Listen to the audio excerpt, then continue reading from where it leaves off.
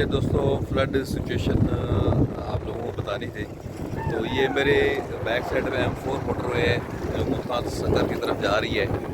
तो उसके पास ही दरिया सतलुज जो है उसे काफ़ी आगे शहर की तरफ जलालपुर पीरवाला की तरफ पानी आ रहा है। तो ये सूरत हाल है। ये पीछे M4 है और ये पानी की सूरत हाल है। ये दोस्तों वो सामने M4 है और ये लोकल रोड है। इसके साथ ये गहराई का इलाका है, लेकिन यहाँ पर पानी भर रहा है, पानी में इजाफा हो रहा है।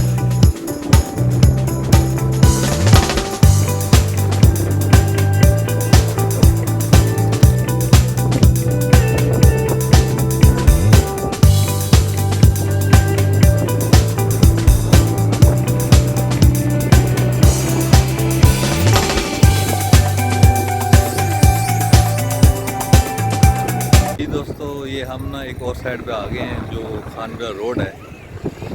और इस साइड पे मेरे पीछे ये मेरा गांव है। यहाँ तक पानी आ जाएगा। ये सूरत हाल है। ये वाला रोड जो है सामने, ये खानवेला रोड है और यहाँ तक पानी आ गया। जी दोस्तों, ये सामने वाला खानवेले की तरफ जा रहा है रोड। ये जलालपुर की तरफ से आ रहा है, ये पानी है। और ये सामने बिल्कुल इधर है मेरा इलाका, मेरा गांव है। तो ये सूरत हाल है पानी की, देखते हैं।